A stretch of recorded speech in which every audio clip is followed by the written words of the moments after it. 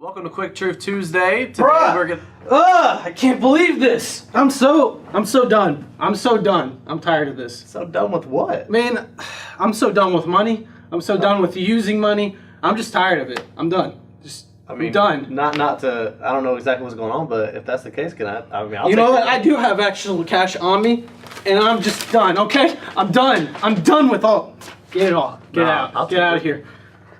See this. I don't even care anymore. Oh my god! What the? Okay. I saw a hypocrite freaking using money. I'm never touching it again. I'm done with it. I'm done. So wait, hold on. You're just not done. going to use money because you saw a hypocrite? Yes. Using money? Yes. You know that sounds super foolish, right? You know what? I'm done with this, man. Forget you. Can you mind explaining that that illustration there? I mean that gag cost us $20, so I mean hopefully it's a worthy gag. Did it cost us $20? Nah, it was a fake 20. Yeah, it was a fake 20. How often do you hear the thought or the statement, I don't want to go to church, I'm not accepting Jesus because of all them hypocrites in the church? Right, pretty often actually. Mm-hmm. Yeah. And what thought that God has brought to my mind often is this thought of how if we actually applied some of the logic we apply to church and Christianity and religion to regular life, it would look pretty ridiculous in regular life situations. Like, I'm done with money. I saw a hypocrite use it, so I'm done. Yeah. Oh yeah, definitely it would. And I found that to be the case with it's surprisingly a lot of the times any religious topic that comes up, when I put it into my head in like just normal terms, like when you think, Christianity really at its core all it is having a relationship with God through Christ, right? Yeah. And when you just think of a normal relationship with anybody, it just kind of makes things like all of a sudden just make a whole lot more sense. Yeah. But I don't know, I guess when we think of it in the context of religion, it's all like, oh man, no, that's just beyond me, and that's bewildering, and that's so like mysticism, and I don't really get it. But yeah, when you put real world stuff behind it, so Right. cool. So it doesn't make sense to just not do something because you saw a hypocrite doing it. True. Yeah. Now, but I mean, to be fair though, you have these people that are in the church and they're preaching. I mean, especially if you got your pastor and whatnot. These people you're trusting. These people, maybe if you're a church member, you're pouring yourself into them and you're telling them, hey, this is what I'm kind of going through, and how can you feel as though you can trust that person and confide in that person when then you see the lifestyle that they live and stuff. So like, I kind of get it, where those people are coming from, and really like I think. At the end of the day, when it comes to a church setting, is don't sacrifice your relationship with the creator of the universe because somebody's a piece of crap. Right. And if that whole church just straight up is just garbage, find another church. Yeah. And really a church is a gathering of believers. Okay? It's not necessarily It's not the building. It's not the building. It's not that spot down the street from you. Church can be you and 4 other people in your house just, having Bible study or whatever. On a Tuesday, it doesn't even have to be a Sunday, right? Could be Monday morning. Or for our Seventh Day friends, it doesn't have to be a Saturday. Right.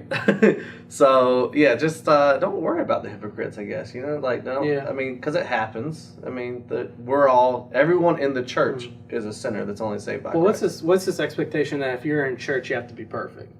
Yeah. Like, the whole point of going to church or going to the building as the church, going to Jesus is this thought of, I'm a sinner, or I'm struggling, or there's something I'm lacking and I need God. Right. Like, I need help. Right. And it's a place where you can find help. It's a community of people that have a connection with God and are willing to, or should be willing to help. And it's a place where God comes in and heals. And obviously it's not just in that building. Like, I remember, I think it's 39 out of the 40 miracles mentioned in the book of Acts happen outside of any building. So majority of the miracles in the book of Acts don't happen in what we would consider the church building. Yeah. Like, God isn't stuck in the confines of a church. Like, you step out and it's just like, oh, God can't work now. Yeah.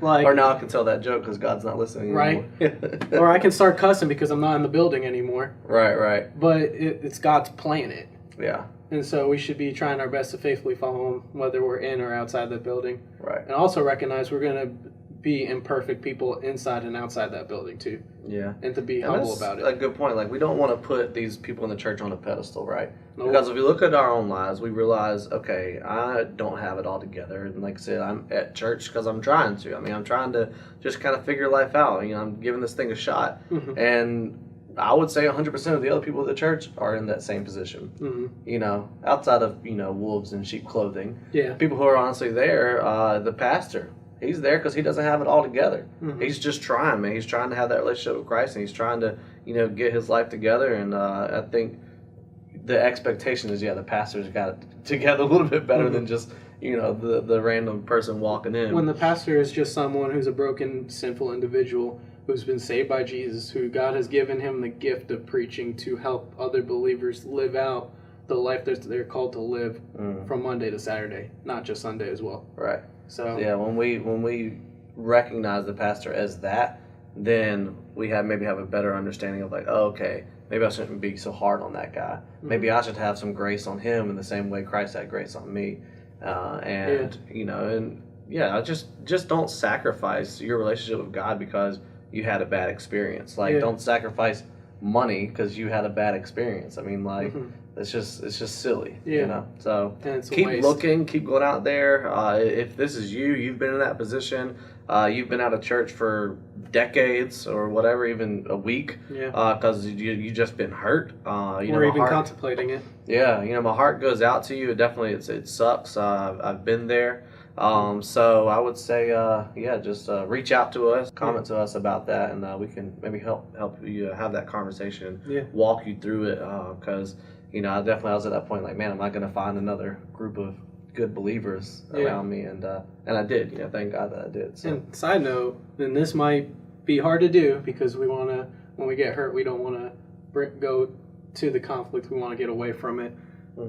Call the people out that hurt you or wronged you.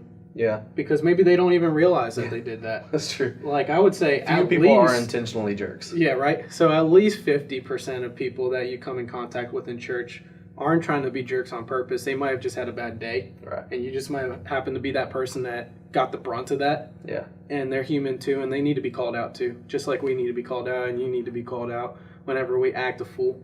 Yeah. And so we all need grace, and we also need accountability. So definitely. Cool. So what about all those hypocrites in the church? What about all those hypocrites in church? I mean, like, what we about all are, if we're honest. We all are. So, so just keep that in mind. Bring your own brokenness when you're in there. And, you know, I'm not speaking down on the fact that stuff actually does exist. Like, sometimes it is really, really bad. And that's just, you know, keep on looking, keep on making that search. So, cool. Thank you guys for tuning in with us for another Quick Truth Tuesday. Oh, yeah. And we love you. Be blessed. Oh, yeah. That was quick.